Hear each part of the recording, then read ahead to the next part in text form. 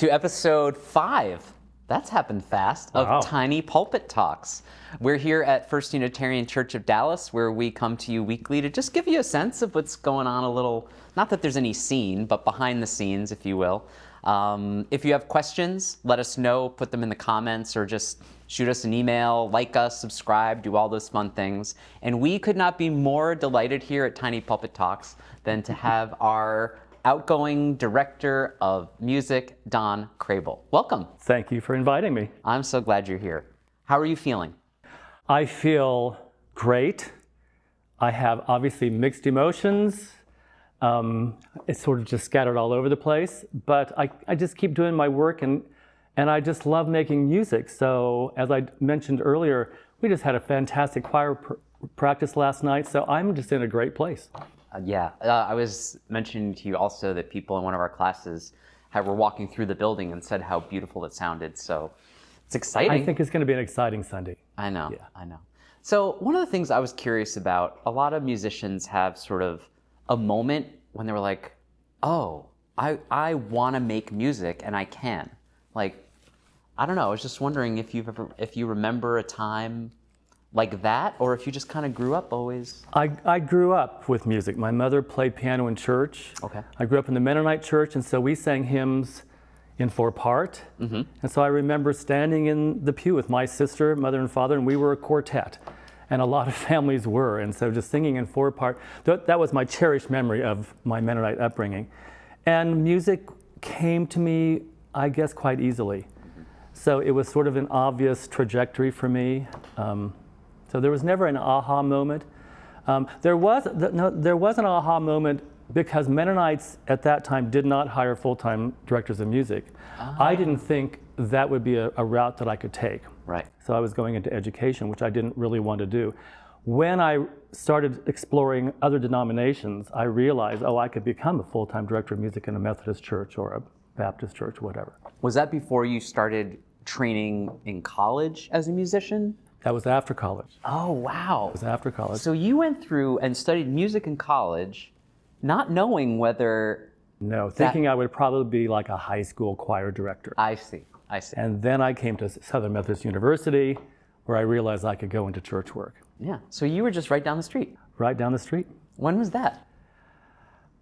Many years ago. Do I have to mention that? You don't have to say it at all. It was the early 1980s. Okay. So 80, 81, 82. What was it like? I mean, I went to a conservatory in the 90s, and there was still a lot of feeling of like the impact of a lot of cultural things happening to people in the arts. I don't know. I grew up in the 80s in Texas too, and I don't remember that. It was a very robust program at that point. The organ professor drew major organists from across the country as students. Lloyd Fouch is the choral director. So we had a very robust church music program, organists and choral directors, and we were just all focused on making music. Yeah. And so was the organ a love of yours? Was it something? Not at all. Is it a love of yours now? I love organs. Your silence speaks I never go to organ recitals. Okay. I was a voice major, and I entered SMU with the thought that I would become a church music director. I'd be a choir director, and I took organ lessons so that I had something to say to my organist. Got it. More than that's too loud or too soft. So I really studied organ just to have a little knowledge of it. Yeah. But ended up being in positions where I had to play. Yeah. But you play piano beautifully. Thank you. Your touch is really nice. Yeah.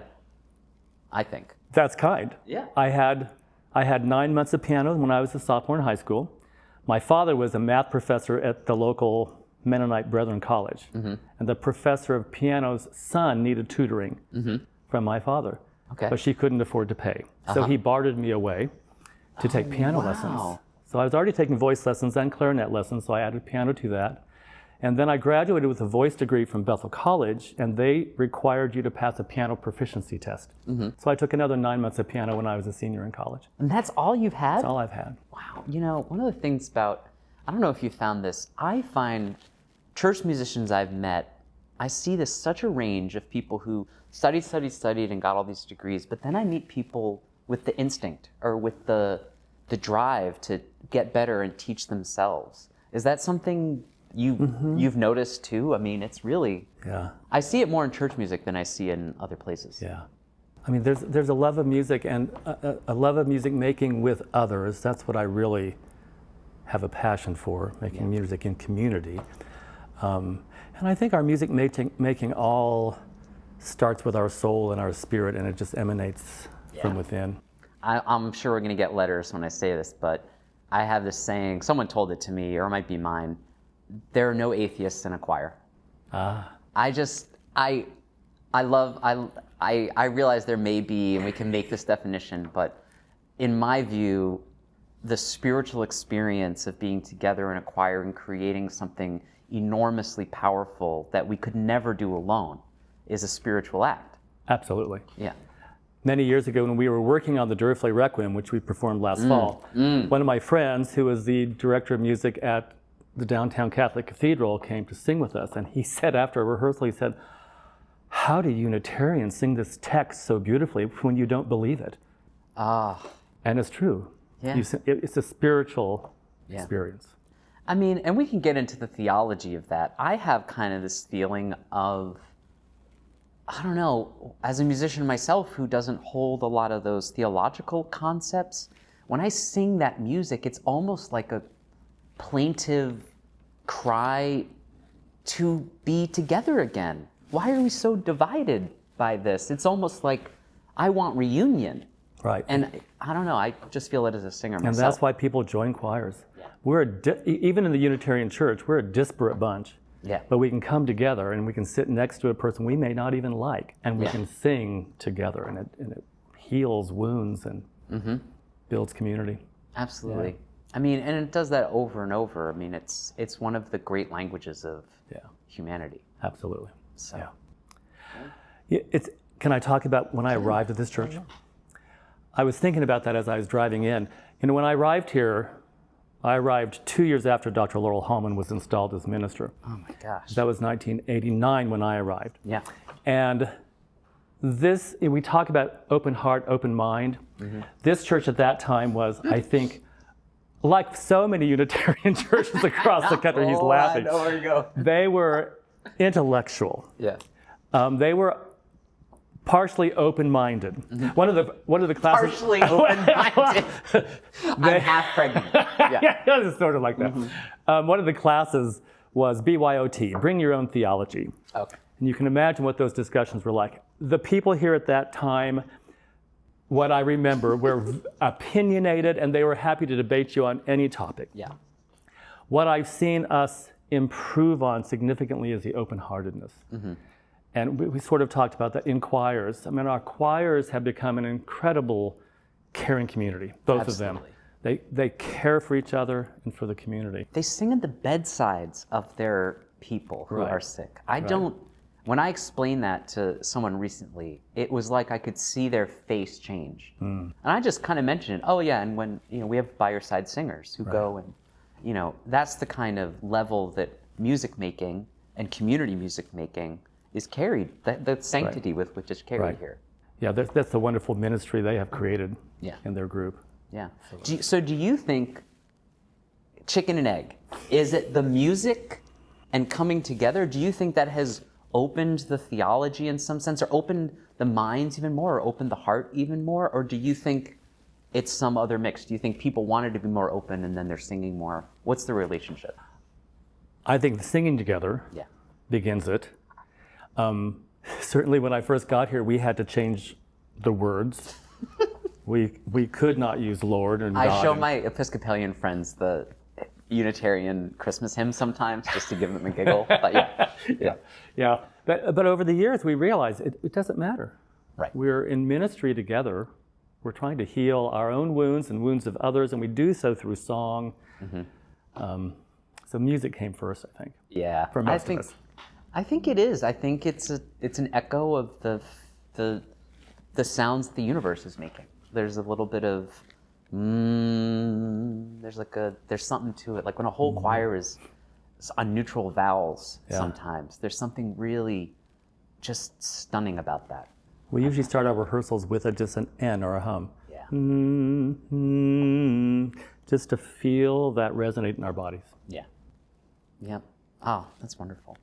What else has changed? So you talked about the theology. I mean, you've seen a lot. Yeah. Yeah. Dish. The obvious, of course. Our church has grown in membership. Yeah. Our church has grown in programming and improved programming. Obviously, staff has grown, and of course, with that, the budget has grown to support all these programs. What I remember, tagging on to what I said earlier, this church was, I think, very insular when I arrived. We were happy with ourselves. If anybody new came in, they had to be an extrovert to sort of withstand. Interesting. Yeah. And I don't remember us going out searching for new members. Yeah. Laurel Hallman's ministry here focused on deepening our spirituality. Mm-hmm. And then Daniel came, and we began at that point during Laurel's time to go out into the community. Mm-hmm. But it was very basic. And then Daniel came and opened that up even further, especially with social justice issues. And so now we are much more extroverted and back out in the community as we should be. And what's interesting is that I feel like the size of the church now lets people who are not as extroverted, who aren't just running around looking for something, who kind of just find a friend of a friend. And I have a heart for people who just want to sit quietly in church and enjoy. Right. I'm not I get it. I love people who do all kinds of things at church, but I always say, if you want to come every Sunday to one service and sit in the back and feel fed, you are just as worthy. Oh, absolutely. As anyone. And I think people, I love this church partly because I think many people here share that feeling too. If you just want to come and be here, just be here. This is a lovely place to do that. Yeah. I see people, when I come out of the balcony on certain Sundays, I see people in the lounge watching it on the TV here without all the people in the sanctuary. And then we have all the people all over the world who are watching at home. That's incredible. What a change that is. Now, I want to, because I inherited a microphone from you that you brought to me. Okay. The thing you were using. And then you were explaining to me during, when the church was closed during the pandemic, how you were recording parts, right? And sending them to people and getting together still, the choirs. Oh, the choirs, to sing? We met every 2 weeks. Yeah. That microphone, I had this big sort of DJ microphone that hung over my piano so I could speak into that and have a computer next Ever to since me. I've had it in my office, no one wants to tell me anything. So they're being recorded. Yeah, right, exactly. Yeah, we would meet. I mean, we didn't call them choir rehearsals, they were choir gatherings. And I was amazed at how many people came. I mean, we would have 45 people on Zoom, and we would warm up together. Yep. I would scan music and send it to everybody. They had to print it out, and we would sing it together without hearing each other. And then I would open up a YouTube of that piece so they could sing along with all the parts. Wow. And we maybe spent 20 minutes doing music, but then we would talk. Yeah. And we would chat and share our feelings, and it was a great way to keep things going. Yeah. More difficult was when we came back together with masks and sat spread out throughout the congregation with our masks on. That was hard. People were glad to see each other's partial faces. Yeah. But it was a difficult way to make music back then. You telling that story and I had no idea because I came after that here. Yeah. It just really touched me that you kept that going, that you felt the call to do that, and that so many people participated, which I think speaks for the tremendous thing you've built here. I've always been in awe of it since I've come here. Thanks. I'm very sad that you're going, but I think... I am too. 34 years has created a lot of memories. Yeah. The vast majority good. There are some memories that I'd like to forget. Yeah. The time early on, my predecessor and colleague, Jo Boatwright, she was a fabulous pianist when I arrived here. And she developed the professional instrumentalist program that we have here. Yeah. And we worked in tandem for a number of years. There was a time if I could say, Yeah. that there are a few oops moments in my career here where we had a miscommunication. She thought I was providing music on a Sunday, and I thought she was providing music. It was the Sunday of Thanksgiving weekend. No. And Laurel Hallman called me 15 minutes before the service and said, "Are you about here?" I said, "Well, no, I'm on the road from Kansas coming back to Dallas." Yeah. And Joe Boatwright wasn't available. So there was no music that Sunday. I believe Margaret Owen stepped up to sit at the piano so at least the congregation could sing hymns. Oh. So there are a few oops moments. As church people, we're terrified of stories like that. Yeah. I'm not going to sleep tonight just from hearing that story. But there must be a sense of there for all of us. For those of you who don't know, there is this constant dread of things like that. That is very low level, but it's always kind of there for me, and I think for you. Oh yeah. Is that something you're wondering what's going to happen when you don't have that anymore? I mean, how that's going to feel? There might be a release. Yeah. Never worrying about, am I going to be late for, there's going to be a traffic jam, am I going to be late for that wedding or that memorial service? Or I know, the command performance, Yeah. you're the only one. Yeah, yeah. Yeah. That's an interesting thing. I'm excited for you. Thank you. Yeah. I am too. And I know it's going to be challenging. Yeah. People keep asking me, you have to make music. How are you going to do that? Mm-hmm. You're going to step back into the ring. We know you will. Mm-hmm. And I don't know. Yeah. I probably will miss music. I'll see if there's something else that appears that gathers my attention and my passion. Mm-hmm. And if not, I will continue making music in some way. Yeah. Yeah. Oh, that's beautiful. Yeah.